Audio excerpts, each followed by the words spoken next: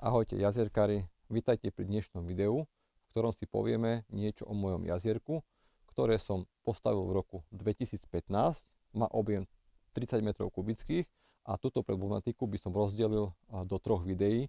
V prvom videu si povieme, že aké jazierko som mal predtým, prečo som sa rozhodol pre rekonštrukciu a ako som toto jazierko staval, aký bol cieľ, aký bol priebeh stavby, aké som použil materiály a vlastne akú filtráciu používam. V druhom videu si povieme podrobnejšie o filtrácii, čiže zameráme sa iba čisto na filtračnú šachtu. A v treťom videu si prejdeme to, ako sa o jazierko starám, či už počas sezóny alebo počas jednotlivých ročných období.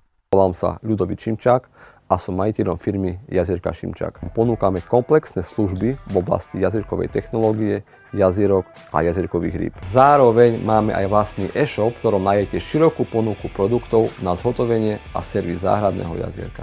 Ponúkame návrh a realizáciu a servis jazier. Každoročne realizujeme import a vlastnú produkciu kojkaprov. Mojím cieľom bolo postaviť jazero, ktoré bude konštrukčne pevné, aby nebolo riziku zosuvu pôdy.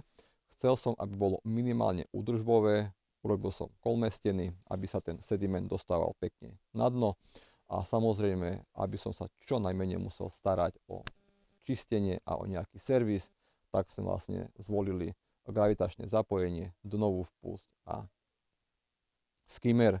A ako som už spomínal, jazierko bolo postavené v roku 2015. Nachádzame sa na pozemku, ktorý je orientovaný južne, čiže v tejto časti pred domom sa nachádzala plocha o šírke nejakých 6,5 metra, dĺžka nejakých necelých 20 metrov, s tým, že po nejakých 7-6 metroch začína pozemok trošičku stúpať.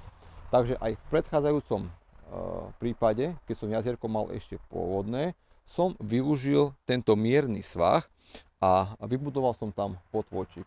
Pôvodné jazierko, ako môžete vidieť na fotkách, bolo kopané, fólia bola vyslaná v celku, to znamená, že tam vznikli nejaké prehyby, ktoré mi trošku esteticky vadili, plus sa tam zachytávali nečistoty. Ďalej to jazierko nemalo dnovú vpust, malo len nejaký provizorný skimmer, filter bol vyrábaný a v podstate, čo bol ďalší problém, kamene po vode boli tak poukladané, že pri manipulácii nejakej, alebo keď prebehol nejaký psík, prípadne deti, kamienky sa zosúvali a to mi vadilo. Jazierko malo iba 5 m3 a ja som sa chcel zamerať na chov kojkaprov, chcel som mať veľké množstvo rýb, chcel som mať veľké ryby a tak nastalo rozhodnutie, že jazierko zväčším. Keďže nemám tu extra veľkú plochu, kde by som sa mohol nejak extrémne rozťahovať, tak som vlastne chcel využiť ten jemný svah, ale asi jazero som nechcel nejak extra zakopávať, tak som sa rozhodol, že tú plochu maximálne využijem.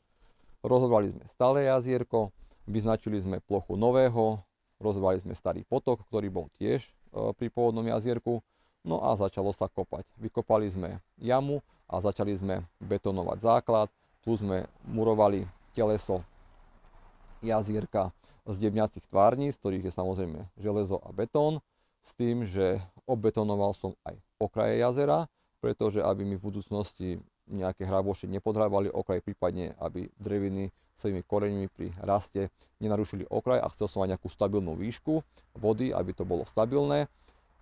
Taktiež som v podstate obetonoval aj teleso potoka, aj priečky, ktoré sú medzi kaskadami, tak som v podstate vybetonoval, čiže mám istotu, že mi to absolútne bude držať nejakú líniu a nejakú rovinu.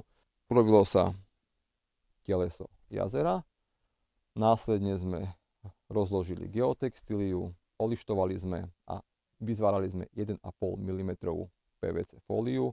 Ja som už chcel jazero, ktoré bude nejaké stabilné, ktoré bude mať nejaké pevné steny, aby som na okraji mohol ukladať veľké kamene, aby nebolo riziko, že sa nejaké kamene časom zosunú alebo že sa mi zosunie breh. Tým, že som urobil kolmé steny, tak som na menšej ploche dostal jazierko o objeme 30 m3, s tým, že plocha jazierka je plus minus 4 x 6 metrov. V strede som umiestnil dnovú vpúsť. Na tejto strane v rohu je umiestnený pri rebríku skimmer. Jazierko slúži aj na kúpanie, ale cieľom je to, aby v ňom bolo veľa veľkých a pekných rýb. A tým, že ryby potrebujú rásť a potrebujú dostatok krmiva, tak tým pádom som musel aj filtráciu navrhnúť tak, aby to pekne stíhalo. Jazero bolo vyzvárané, vykladali sme kamene s tým, že potok má dĺžku nejakých 13 metrov. Fólia, ktorá je uložená v potoku, je hrúbky 1 mm, jedná sa o PVC fóliu. Potok som tiež osadil kameňmi väčšími a štrkom. Do potoka som vysadil vodné rastliny a postupne, ako sa rozrastali, tak vlastne začali plniť aj čistiacu funkciu, ale gro o kvalitu vody sa stará filtrácia, o ktorej si bližšie povieme v ďalšom videu, ale v skratke momentálne sa mi o kvalitu vody stará bubnový filter, biokomora, mám tu UV lampu, vzduchovač a čerpadlo, ktoré zabezpečuje cirkuláciu. Dajte mi like a kliknite na odber, aby ste mohli sledovať ďalšie moje videá.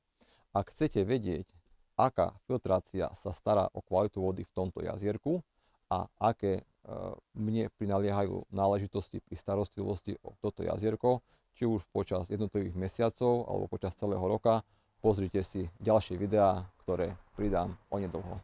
Majte sa, prajem vám pekný deň.